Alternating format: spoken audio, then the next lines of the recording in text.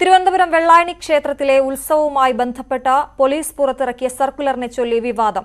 ഒരു നിറത്തിലുള്ള കൊടി മാത്രം അനുവദിക്കാനാകില്ലെന്നും രാഷ്ട്രീയ നിഷ്പക്ഷത പുലർത്തുന്ന തരത്തിൽ അലങ്കാരങ്ങൾ വേണമെന്നുമാണ് പോലീസ് സർക്കുലർ. എന്നാൽ കാവിക്കൊടി വിലക്കുന്നത് ലക്ഷ്യമിട്ടുള്ള ബോധപൂർവ നീക്കമാണ് നടക്കുന്നതെന്നാണ് ബിജെപിയുടെയും ആർഎസ്എസിന്റെയും ആരോപണം.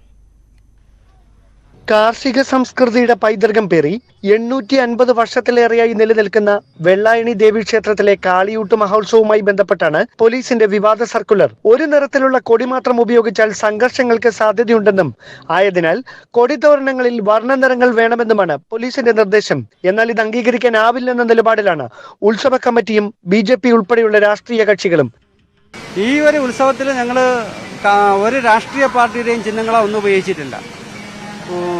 ആ സ്ഥിതിക്ക് ഈ കാവിയോട് എന്താണ് ഈ പോലീസിനും സർക്കാരിനുമുള്ള വിരോധമൊന്നും നമുക്ക് മനസ്സിലാകുന്നില്ല. കാവിക്കൊടി വിലക്കുന്നതിന് വേണ്ടിയുള്ള ബോധപൂർവമായ നീക്കമാണ് പോലീസ് നടത്തുന്നതെന്ന ആക്ഷേപമാണ് ബിജെപി ഉന്നയിക്കുന്നത്. അതേസമയം വിശ്വാസത്തിന്റെ പേര് പറഞ്ഞ് രാഷ്ട്രീയ മുതലെടുപ്പിനുള്ള നീക്കമാണ് ബിജെപി നടത്തുന്നതെന്ന വിമർശനവുമായി സിപിഎമ്മും രംഗത്തെത്തി. അവിടെ ഇരിക്കാൻ വേണ്ടി ഉപദേശ സമിതി പോലീസുകാർക്ക് വരെ കെട്ടിക്കൊടുത്ത ഷെഡ് വരെ അവർ കാവ്യ കൊണ്ട് അലങ്കരിച്ച് ശരിക്കും ഈ താല്പര്യങ്ങളെ അത് സ്വാർത്ഥ താല്പര്യമാണ് ഇതിനകത്ത് പിന്നിലുള്ളത്. ഇത് രാഷ്ട്രീയ താല്പര്യമാണ്.